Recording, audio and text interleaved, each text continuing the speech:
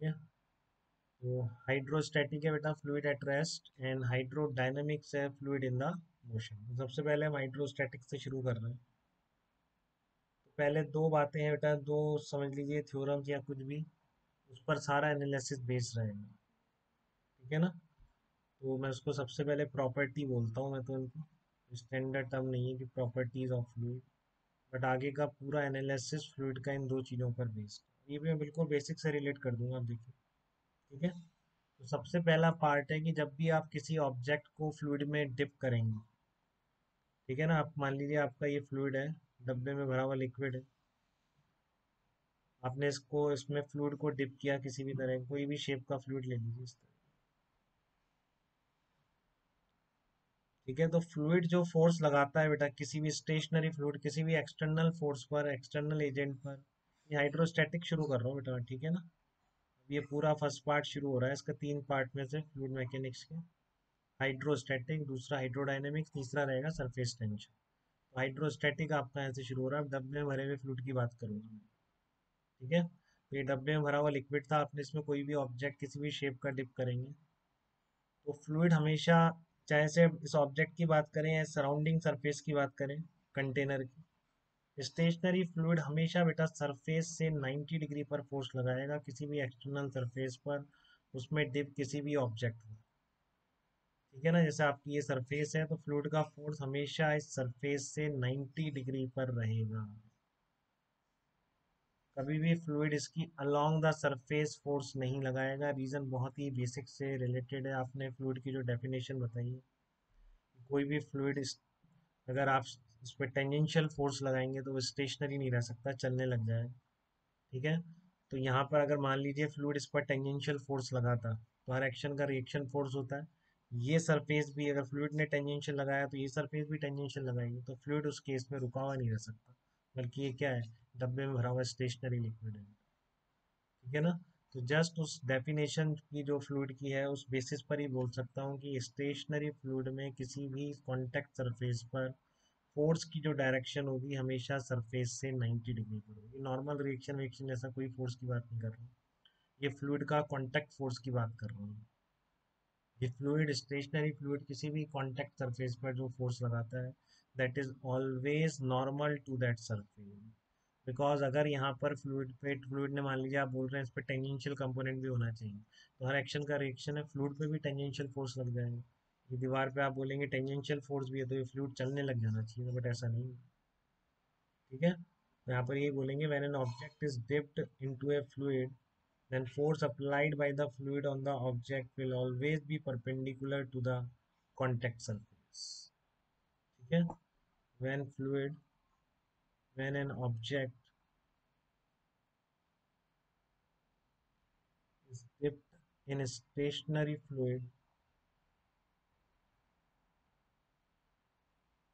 then force applied by the fluid then force applied by the fluid on the contact surface on the contact surface or on the walls of the container on the walls of container will always be perpendicular to the contact surface, will always be perpendicular to contact surface। यहाँ तक कोई doubt हो तो बताइए बेटा किसी को। ठीक है। रीजन भी मैं यहाँ पे थोड़ा सा मेंशन कर देता हूँ, इससे आपको ध्यान रहे। Because fluids can not sustain shear stress, because fluid cannot sustain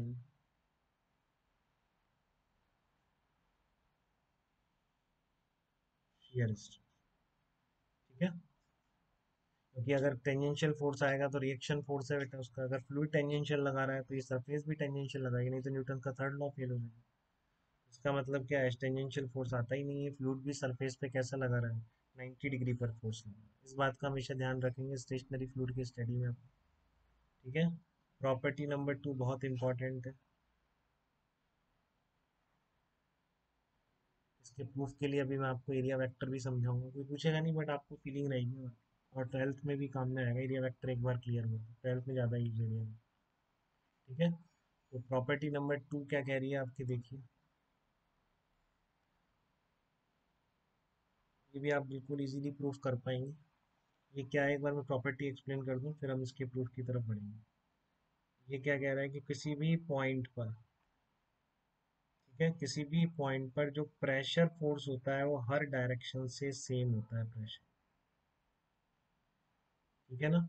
इसका क्या मतलब है, मान लीजिए यहाँ पर एक छोटा सा पॉइंट ले रहा हूँ मैं, इस तरह का मैंने कुछ बहुत स्मॉल ऑब्जेक्ट ले लिया, क्योंकि हाइट के साथ प्रेशर वेरी करता है, इतना छोटा है कि हाइट के साथ वेरी नहीं करता। ठीक है, तो मैं अगर इसका एरिया इधर ए ले रहा हूँ, ठीक है ना, तो इधर से फोर्स कितना लगेगा, प्रेशर इस पॉइंट पर, प्रेशर ये पॉइंट को बहुत छोटा सा वॉल्यूम दिया है मैंने।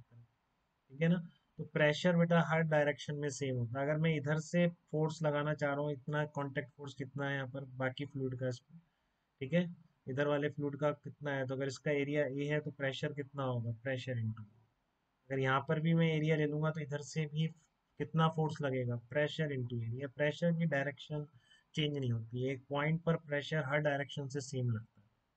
ठीक है, तो इस डायरेक्शन में अगर एरिया ए ले रहे हो तो कितना होगा फोर्स, पी इंटू ए। इस डायरेक्शन से बात कर रहे हो तो इधर भी पी इंटू ए। अगर आप इधर भी एरिया ए ले रहे हो क्योंकि पॉइंट वही है, फिर पी इंटू ए, इधर भी ले रहे हो तो पी इंटू ए। तो ऐसा नहीं है कि एक पॉइंट पर अलग डायरेक्शन से प्रेशर अलग होगा।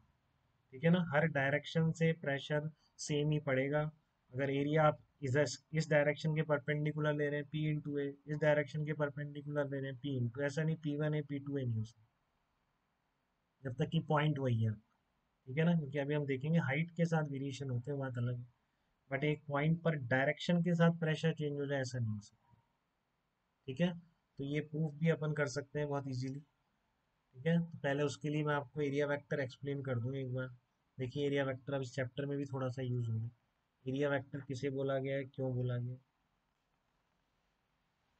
ठीक है, तो एक बार एरिया वेक्टर की कहानी समझ लें फिर हम दोबारा आएंगे उस पर। एरिया वेक्टर किसको बोलते हैं।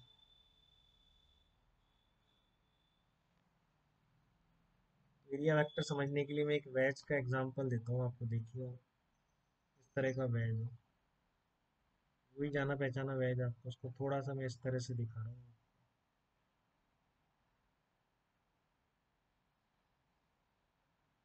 क्लियर है बेटा सबको ये वेज, कोई दिक्कत तो नहीं, देखने में थीटा एंगल होता है इस वेज का। ठीक है, और इसकी ए और बी अपन बना देते हैं, जैसे कि मान लीजिए ये लेंथ ए है, ये लेंथ कितनी है। ठीक है, ये विड्थ इसकी अपन कर देते हैं डब्ल्यू। ठीक है, तो मैं यहाँ इसको बोल रहा हूँ ए वन एरिया बोल रहा हूँ इसका, ये इस वाली सरफेस का एरिया बी इंटू डब्ल्यू जो है। ठीक है, और ये जो नीचे वाला एरिया बोल रहा हूँ ये कितना हो जाएगा बताइए, ए टू कितना हो जाएगा, नीचे बेस का एरिया, ये जो रेक्टेंगल है ये कितना हो जाएगा, ए वन है। दोबारा बोलिए धर्मेश। हाँ, ए इंटू डब्ल्यू, क्योंकि ये डब्ल्यू हो जाएगी ये हो जाएगी, तो बेस वाला एरिया कितना हो गया ए। एक इसके टॉप सरफेस का एरिया है, इसको मैं कैपिटल ए बोल रहा हूँ। ठीक है ना, टॉप सरफेस के एरिया को क्या बोल रहा हूँ मैं, कैपिटल ए बोल रहा हूँ। इसके यूज बहुत है बेटा, वो एग्जैक्टली आपको ट्वेल्थ में समझ आएंगे कि एरिया वेक्टर क्यों डिफाइन किया, अभी कैसे डिफाइन किया वो देखिए। ठीक है, और ये कैपिटल ए कितना है आपका, कैपिटल ए भी लिख सकते हैं आप, डब्ल्यू इंटू ये कितनी हो जाएगी, ये वाली लेंथ, ऊपर वाला एरिया जो है, W into root A square plus B square, ये आपका ऊपर वाला एरिया है। ठीक है, अब देखो मैं इस वेज को जैसे अपन नॉर्मली बनाते हैं एक बार वैसे बना लूँ तभी कंपोनेंट कर पाएंगे। तो एक एरिया वेक्टर कैसे डिफाइन किया जाए बेटा, एरिया वेक्टर एक ऐसा वेक्टर है जिसका मैग्नीट्यूड क्या है, ठीक है ना, सरफेस के बराबर है मैग्नीट्यूड। ये सरफेस का एरिया वेक्टर डिफाइन करना है, सरफेस के बराबर है। ये सरफेस है पूरी, इसका एरिया वेक्टर कैसा हो जाएगा, इसके परपेंडिकुलर हो जाएगा, मतलब इस सरफेस का एरिया होगा डायरेक्शन परपेंडिकुलर, मैग्नीट्यूड इसके बराबर। ये क्या हो गया, एरिया वेक्टर ए वेक्टर हो गया। ठीक है ना, किसका होता है हम इसको नेम भी कर देते हैं, पी क्यू आर एस नाम कर देते हैं, P A R S T. तो पी टी एस आर जो सरफेस है, पी आर एस टी जो सरफेस है, इसका एरिया वेक्टर कितना है, ए वेक्टर। तो डायरेक्शन क्या होगी इसकी, परपेंडिकुलर टू द सरफेस। अब ओपन सरफेस है बेटा, आउट इधर भी हो सकती है, डाउनवर्ड भी हो सकती है, ठीक है ना। क्लोज सरफेस होती है, उसकी डायरेक्शन फिक्स होती है, तो वो सब 12th की बातें हैं, क्लोज सरफेस ओपन सरफेस। ठीक है, ओपन सरफेस में आप दोनों ले सकते हैं, वो आपको स्पेसिफाई करना चाहिए अगर किसी जगह यूज हो रही है तो। क्लोज सरफेस में डायरेक्शन हमेशा आउटवर्ड होती है, जैसे कि मान लो एक क्लोज है, इसकी क्यूब की जो सरफेस है क्लोज सरफेस है, क्योंकि इस क्यूब के अंदर का आप नहीं देख सकते, ये पूरी क्लोज सरफेस, अगर अंदर का नहीं देख पा रहे हैं आप तो वो क्लोज सरफेस है। तो इसका कहीं पे भी एरिया वेक्टर जैसे ऊपर वाली सरफेस का कितने भी एरिया का डिफाइन करो, वो हमेशा आउटवर्ड डायरेक्शन में होगा, वो इनवर्ट नहीं होगा, अंदर नहीं आएगा। तो इस तरह क्लोज सरफेस का एरिया वेक्टर फिक्स होता है, उसकी डायरेक्शन में कोई कंफ्यूजन नहीं है, ठीक है। बट आपका जो ये ओपन सरफेस है, इसका डायरेक्शन किधर भी हो सकता है, इसकी भी एक रूल है कि एक सिंगल क्वेश्चन में अपन एरिया वेक्टर अगर इसका आउटवर्ड डायरेक्शन में मान लेते हैं तो फिर ये सरफेस घूमती है तो एरिया वेक्टर भी उसके साथ घूमेगा। बट अभी इस चीज़ का मैं यूज़ नहीं करूंगा, ये 12th की बात, ठीक है ना। अभी बस इतना इंपॉर्टेंट है कि एरिया वेक्टर क्या होता है, ये सरफेस के परपेंडिकुलर होता है, तो वो मैंने यहाँ बना दिया, ठीक है ना। सरफेस के परपेंडिकुलर यहाँ बना दिया। अब देखो इसको एक एक इम्पोर्टेंस तो मैं भी दिखा दूंगा कि आप ये दोनों एरिया है ना, इसके कंपोनेंट करके लिख सकते हो। जब कंपोनेंट करके लिख सकते हो तो अच्छा है ना कि मैं इसको वेक्टर ही मान लूँ, ठीक है ना। जब आप इसके कंपोनेंट, तो एरिया कोई वेक्टर नहीं था बेटा, अभी तक जरूरत नहीं पड़ी थी, नहीं यूज किया, जहाँ जरूरत तो इसलिए कहता हूँ वेक्टर की कोई एग्जैक्ट डेफिनेशन नहीं है, जब जरूरत पड़ी है उस क्वांटिटी को वेक्टर बनाने में। लेंथ कोई वेक्टर होती है कि लेंथ को भी वेक्टर बना लेते हैं जब जरूरत पड़ती है। देखना, एरिया की जरूरत पड़ी क्योंकि कुछ काम आ रहा था, जैसे कि एक काम अभी देखेंगे आप, आपको समझ आ जाएगा, ठीक है ना। तो इसलिए एरिया वेक्टर डिफाइन कर दिया, किसी भी सरफेस का एरिया वेक्टर का मैग्नीट्यूड उस एरिया के बराबर है सरफेस के, और जो डायरेक्शन है उस सरफेस के क्या है, परपेंडिकुलर है। तो ये जो पी आर एस टी जो एरिया है, इसका एरिया वेक्टर ए वेक्टर क्या होगा, सरफेस से 90 डिग्री, ठीक है। देखो ये जो एरिया वेक्टर आया है आपके, इसके अगर मैं कंपोनेंट निकाल दूं, ठीक है, तो अपने आप आपको ये एरिया मिल जाएंगे। देखो एरिया वेक्टर के P T Q R S, P Q R S T, क्या करें इसको यू कर दो। इस एरिया वेक्टर ए के कंपोनेंट से पी आपका ये ए वन एरिया भी मिल सकता है, इधर वाला ए टू एरिया भी मिल सकता है, ठीक है। करके देख लो आप, इसके कंपोनेंट करेंगे अपन, ठीक है ना। तो कंपोनेंट तो क्लियर क्लियर है आपको, वेक्टर के बहुत करें आपने, बहुत कंपोनेंट करें, ठीक है ना। तो ये थीटा है, ये थीटा 90 माइनस थीटा, तो ये भी कितना हो जाएगा, थीटा हो जाएगा। तो इस एरिया वेक्टर के भी कंपोनेंट करने हैं आपको, ठीक है। तो दो कंपोनेंट कौन से हो गए, सबको पता है, ये वाला कंपोनेंट कौन सा आ रहा है, ए कॉस थीटा आ रहा है, ये वाला कौन सा आ रहा है, ए साइन थीटा, ये एरिया वेक्टर के कंपोनेंट आ रहे हैं। तो देखो ए कॉस थीटा मैं कह रहा हूँ इसके परपेंडिकुलर आ रहा है, तो ए कॉस थीटा इसके एरिया के बराबर हो जाएगा। इसके लिए आपको अलग से जरूरत नहीं है, आपको ए और थीटा पता हो तो आप ये बॉटम एरिया और ये वाला एरिया दोनों निकाल सकते हो, ये कंपोनेंट करके आ जाएंगे, इसलिए तो इसको वेक्टर मान लो। कंपोनेंट से इतना अच्छा काम हो रहा है कि एरिया अपने आप निकल जा रहा है।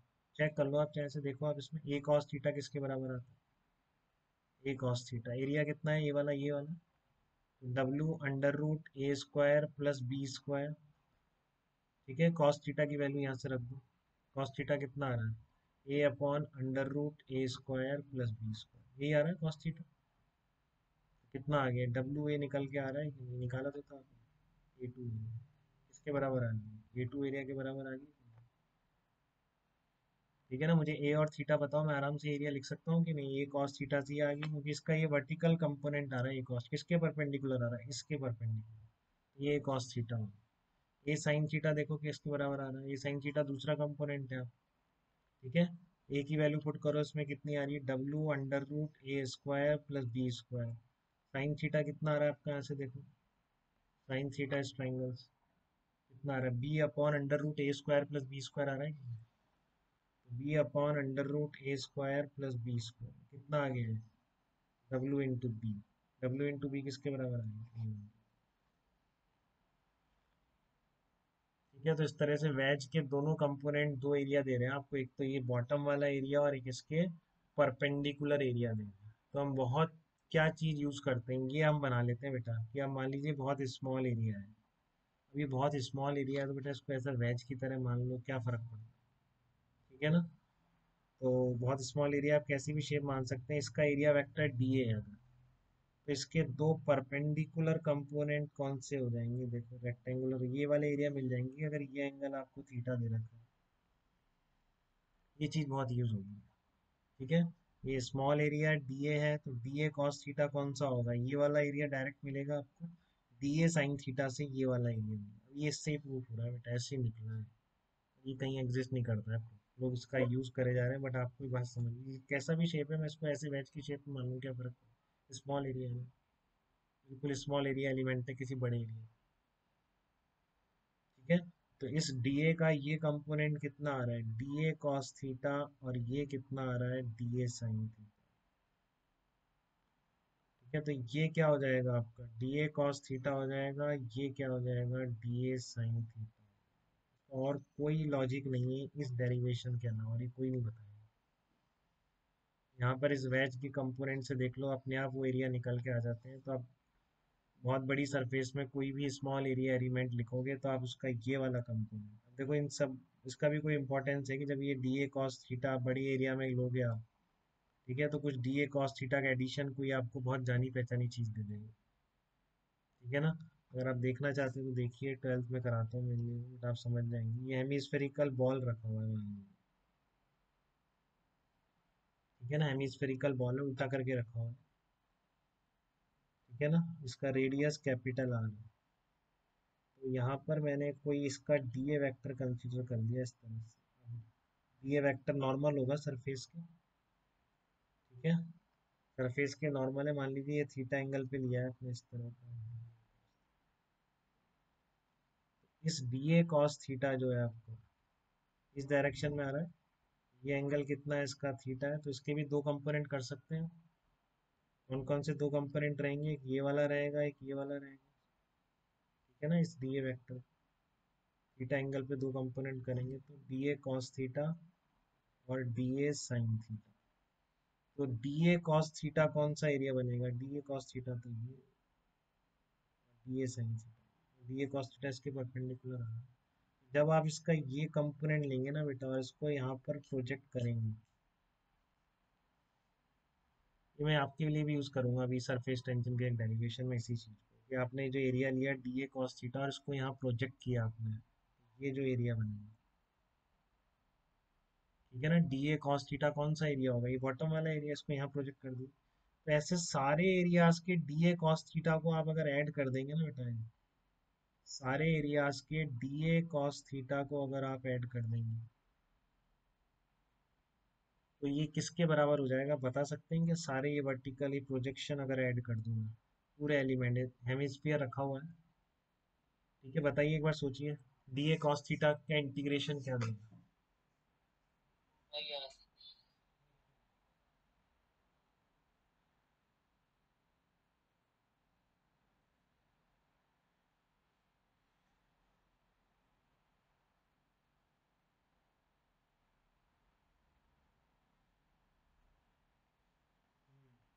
किसने बोला बेटा पाई आर स्क्वायर, 2 पाई आर होगा क्या धर्मांश, कैसे, किसने बोला पाई आर स्क्वायर बोला था किसी ने कि नहीं बोला। ये है ना बेटा हेमिस्फीयर है, मान लीजिए, तो इससे ऐसे निकल रहे हैं ना, इन सबके कंपोनेंट ऐसे वाले सारे डी ए वेक्टर देखो, सारे निकल रहे हैं, सबके ये वाले कंपोनेंट हर जगह निकल रहे हैं। तो ये पूरा नीचे अगर सबको ऐड कर दोगे सारे projections D A cos theta की, तो वर्क वर्क में भी करा था ना अपन ने एक ऐसी projection, DL cos theta DL sine theta का क्वेश्चन करा था, याद है कि किसी को, वर्क में नहीं करा था। इस तरह की एक उस पे जा रही थी प्लेन, फ्रिक्शन का वर्क निकाला था टेढ़े मेढ़े रास्ते पे जाके, तो यही था इंटीग्रेशन डीए, उसमें एल का था, इसमें प्रोजेक्शन किसका है, डीए कॉस थीटा का। तो इन सारे बॉटम का जो प्रोजेक्शन गिरेगा डीए कॉस थीटा का, ये पूरा बॉटम का एरिया बन जाएगा ना बेटा। ये डीए कॉस थीटा किसके बराबर हो जाएगा, पाई आर। तो इस तरह से इस कंपोनेंट्स की इंपॉर्टेंस है बेटा एरिया में। ये पूरा क्वेश्चन में integration D A cos theta बन गया, अब क्या करें, तो हम देखते हैं गौर से, तो डी ए कॉस थीटा किसके बराबर आएगा, ये पाई आर स्क्वायर के बराबर आएगा, जैसे यहाँ आ रहा है। किसी भी स्मॉल एलिमेंट के दो कंपोनेंट कर सकते हैं हम, एक है आपका डी ए कॉस थीटा, एक है आपका डी ए साइन। ये आपका एरिया वेक्टर था। तो हम वापस चलेंगे इसके उस प्रूफ में अपनी सेकंड प्रॉपर्टी के।